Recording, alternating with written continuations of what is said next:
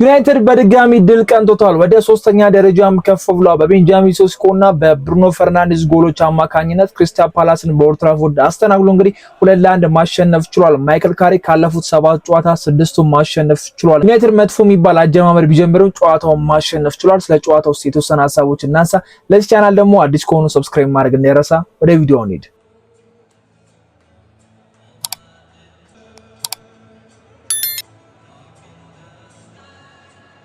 ዩናይትድ እድሎችን ይጠቀማል ወይስ ሳይጠቀምም የሚለው ነገር እንግዲህ ጥያቄ ሆኖብኝ ነበር። ያንን ነገር በሮበን አሞሪም ስር ብዙ እድሎች አባክነናል። እንደዚህ ቲሞች ነጥብ ሲጥኑልን እኛም አብረን ነበር ስንጥል የከረምነውና አሁን ላይ ግን ማይክል ካሪክ ያንን እያደረገ አይደለም። ቼልሲ ነጥብ ሲጠልጥለው ይሄዳል፣ ሊቨርፑል ሲጠልጥለው ይሄዱ ነው። አሁንም እንግዲህ ቪላ ባለፈው እንግዲህ ተሸንፈው ነበረ በወልቭስ። አሁን ላይ እንግዲህ 3ኛ ደረጃ ተቀምጠናል። በጎል በልጠን እንግዲህ ቁጭ ማለት ይችላልና ይሄኛው ድል እንደ ቀላል የምንመለከተው ድል አይደለም። መጥፎ የሚባል ጨዋታ ብንመለከተም ግን ዋናው 3 ነጥብ ነው። የትኛውም ቲም መጥፎ የሚባል ጨዋታዎችን አድርጎ ማሸነፍ እንደሚችል እንግዲህ እናውቃለን። ትናንትና ሊድስ ከማንቸስተር ሲቲ የተመለከታችሁ ጨዋታውን ካያችሁት ሊድስ በጣም አሪፍ የሚባል ቲም ነበረ። ሲቲን አልነበረም፣ ግን ደግሞ 1-0 በብቸኛ በሲሜኒዮ ጎል በረፍት በፊት በጭማሪ ደቂቃ ባገቡት ጎል 1-0 አሸንፈው እንግዲህ ለዋንጫ የሚያደርጉትን ፉክክር አጠናክረዋልና እንደዚህ አጋጣሚዎች ይኖራሉ። ዩናይትድ ጥሩ ተጫውቶ የተሸነፈባቸውን ታይሞች እናስታውሳለን። ግን አሁንም እንደዚህ መጥፎ ሆኖ ደግሞ የሚያሸንፍበት ጊዜ መጥቷልና ጨዋታው ገና በመጀመሪያዎቹ ደቂቃ ላይ ነበር ጎል የተቆጠረብንና የሴት ፒስ ጎል የተቆጠረብን የሚያናድ ጎል ነበረ። ሌኒሮ ተጫዋቹን በስርዓት ማርክ አላደረገውም ማለት እንችላለን። ሸውዶት ነውና ሌኒሮ ራሱን ኮንትሮል ማድረግ አልቻለም። ሰውነቱ ትንሽ ከብዶት ይሁን የማዳለጥ ነገር አይነት ነገር ነው የነበረውና ያቺ ኳስ ገባች። ሴኒ ላመንሰም ሊያድናት የሚችላት ኳስ አይነት አልነበረችም። በዛው እንግዲህ ፈርስት ሃፉን ቀጠለና ፈርስት ሃፍ የነበረን እንቅስቃሴ በጣም መጥፎ ነበር።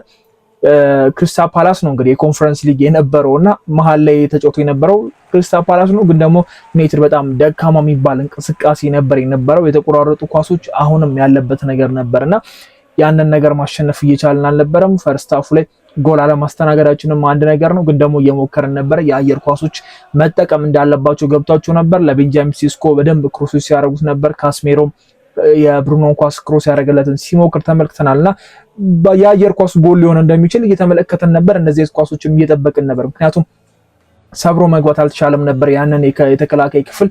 ረጅም አጥቂ ሲኖር ደግሞ እንደዚህ አይነት ኳሶችን መጠቀም በጣም ግዴታ ነው ብዬ አስባለሁ። ያኛው ነው የሁለተኛው ቤንጃሚን ሴስኮ ያስቆጠረልን ግብና ቤንጃሚን ሴስኮ የሚያስቆጥራቸው ጎሎች በጣም በተለያዩ መንገዶች የሚመጡ ኳሶች ናቸው። ልክ እነዚህ ከክሪስታል ፓላስ ጨዋታ በምናደርግበት አጋጣሚ ላይ እንደዚህ አይነት የጭንቅላት ኳስ ማስቆጠር ይችላል። የኤቨርተኑን ጨዋታ ደግሞ ስናነሳ እንደዛ ሮጦም ማስቆጠር ይችላል። የዌስትሃሙን ጨዋታ ስናነሳ ደግሞ ከባድ የሚባል ኳስ ነካም አድርጎ ማስቆጠር የሚችል ነውና ይሄ አሪፍ ኳሊቲ ያለው አጥቂ መሆኑን ያሳያል። 90 ደቂቃ ላይ ሙሉ ለሙሉ በነበረበት ሳይም አሪፍ ነው ማለት ይከብዳል። የመጀመሪያዎቹ አጋጣሚዎች ጥሩ አልነበሩም። ብሩኖ ፈርናንዴዝ ከፈርስት ተመልሰው ሲገቡ ምናልባት ልብ ብላችሁ ከሆነ በደንብ እያወሩ ነበርና ብሩኖ ፈርናንዴዝ እና ሴስኮ ማውራት የጀመሩት አሁን አይደለም። በፍሌቸር ታይምም ራሱ ሴስኮ 9 ቁጥር ሲሆንና ብሩኖ ፈርናንዴዝ በሚታወቀው ቦታ 10 ቁጥር ቦታ ላይ ሲመጣ የሆኑ የተወሰኑ ጭቅጭቆች ነበሩ። ያንን 2 ጎሎች ሲያስገባ በርንሌይ ላይ መጀመሪያ አውርተው ነበር። ከዛ በኋላ ብሩኖ ፈርናንዴዝ በደንብ እየነገረው 2 ጎሎች እንዲያስቆጥር ማድረግ ችሏልና ብሩኖ ፈርናንዴዝ እና ሴስኮ መግባባት ከቻሉ አሪፍ የሆነ ጥምረት እንደሚወጣቸው ደጋግሜ ሳወራ ነበር። ያንን ነገር ደግሞ በሁለተኛው ጎል ተመልክተናል። የብሩኖ ፈርናንዴዝ እይታ ቤንጃሚን ሴስኮ ኳሱን የጠበቀበት መንገድ፣ ኳሱን የገጨበት መንገድ በጣም ጥሩ የሚባል ነበርና ሁለተኛው ጎል አስቆጠረን። አሁንም ያሸናፊ ጎል እንግዲህ በቤንጃሚን ሴስኮ አማካኝነት አግኝተናል። መደዳውን የመጣናቸው ጨዋታዎች እንግዲህ ሴስኮ ያስቆጠራቸው ጎሎች ናቸው ነጥቦች እንድንሰበስብ ያደረጉንና ብሩኖ ፈርናንዴዝ በጨዋታው ምርጥ ነበር ማለት እንችላለን። የፔናልቲ ኳሱን ቀለል አድርጎ ነበር ማስቆጠር የቻለው። የሴስኮንም አሲስት ነው ማድረግ የቻለው። የጨዋታው ምርጥ ነው ብንል ምንም የሚካር አይደለም። በዩናይትድ ታሪክ ውስጥ እንግዲህ 3 ተጫዋቾች ብቻ ናቸው 100 ጎሎችን ማስቆጠር የቻሉ 100 አሲስቶችን ማድረግ የቻሉትና አንደኛው ብሩኖ ፈርናንዴዝ ነው። ራያን ጊግስ እና ሩኒ ብቻ ነበር የነበሩት። ብሩኖ ፈርናንዴዝ አሲስት ማድረጉን ተከትሎ እንግዲህ ለቤንጃሚን ሴስኮ ያደረገት አሲስት 100ኛ አሲስት ሆና ተመዝግባ በዩናይትድ ታሪክ ውስጥ እንግዲህ 3ኛው ተጫዋች መሆን ችሏልና ብሩኖ ፈርናንዴዝ ትልቅ ተጫዋች እንደሆነ እናውቃለን። ሮኒ እና ጊግስ ያሳኩትን ዋንጫዎች ባያሳከም ግን ደግሞ በደካማው ሰዓት ዩናይትድ በደካማው ሰዓት አሪፉ ተጫዋችና በረጅም ጊዜያት ላንተካው የምንችለው ተጫዋች እንደሆነ በጣም ግልጽ ነው። ብሩኖ ፈርናንዴዝን ከዚህ በኋላ ማን ሊተካልን ይችላል? ብሩኖ ፈርናንዴዝ የዩናይትድ ብቻ ሳይሆን የፕሪሚየር ሊጉ ምርጥ ተጫዋች እንደሆነ እናውቃለን እና እሱ የሚካር ነገር አይደለም። የተጫዋች ትላልቅ ዋንጫዎች ይገቡታል፣ ግን ደግሞ ዩናይትድ ደካማ በሆነበት ሰዓት እዚህ ቦታ ስለተገኘ ነው። ምናልባት ቀጣይ ዓመት ላይ ያላረ የሰመር ትራንስፈሩ ምን ሊያሳይ እንደሚችል አልናቀም። ብሩኖ ፈርናንዴዝ ቀጥለው የሆነ ዋንጫ አሳክተን ዩናይትድነትን ተመልሶ ብሩኖ ፈርናንዴዝም ትልቅ የሆነ ነገር ተሰጥቶት ቢሸኝ በጣም ደስ የሚለኝ ተጫዋች ነውና ቀጣይ ዓመት ላይ ቢቆይ ምመኘው አይነት ተጫዋች ነው። ጥሩ የሚባል እንቅስቃሴ ተመልክተናል። ሰከንድ ሃፍ ላይ የአጀማመራችን አሪፍ መሆኑ ጠቅሞናል። ያቺ የኩኛ የፔናልቲ ኳስ በቃ ግልጽ ነበር። ሬድ ካርዱም አሪፍ ነው፣ ለኛ ጠቅሞናል። እነሱ በ10 ነው የተጫወቱ የሚገኙት። ያንን ፔናልቲ አስቆጥረን አቻ መሆናችን ፔናልቲ ቀላል አይደለም። ምን ያህል እንደዚህ ጫና ሲሆኑ ተመልክተናል። በዚህ ዓመት በፔናልቲ ብቻ ያጣናቸው ነጥቦች ዋጋ የሚያስከፍሉ ነበር። ፉላም ላይ አቻ የተለያየንበት፣ በቤንፎርድ 2-1 ሆነው ሁለታቻ የምንሆንበትን አጋጣሚ ብሩኖ ፈርናንዴዝ ያባከነበት መንገዶች አሉና ይሄን እንደ ቀልድ የምናየው ነገር አይደለም። ፔናልቲ ማስቆጠርና አግኝቶም መጠቀም አለመቻል ራሱ የዩናይትድ ተጫዋች ብሩኖ ፈርናንዴዝ ተሰጥቶኛል።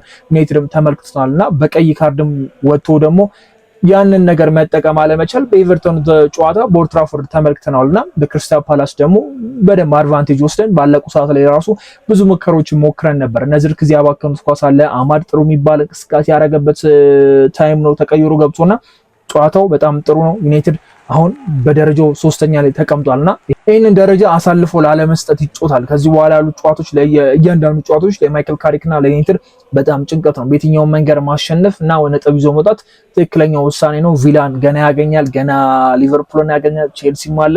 እነዚህ እንግዲህ ለቻምፒዮንስ ሊጉ የሚታገሉ ቲሞች ገና ከፊት ለፊታችን የሚመጡ ናቸውና እነሱን ከማግኘታችን በፊት እንግዲህ ቀጣዩ ኒካስትል ነው። ኒካስትል ቀላል የሚባል ቲም አይደለም። ምንም እንኳን አሪፍ የሚባል አቋም ላይ ባይሆኑም ባለፈው አሸንፈናቸዋል በአሞሪም ስር።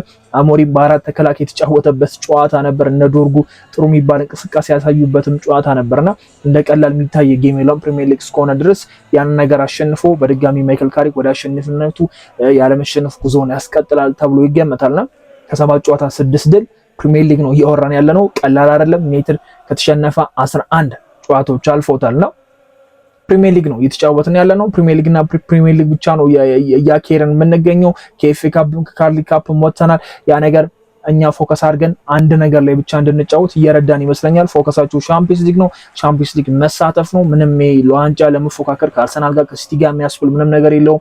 አይኖ ያለው ጋፕ በጣም ጠባብ ሊመስል ይችላል። ከሲቲ ጋር 8 ነው፣ ከአርሰናል ጋር 10 ነው።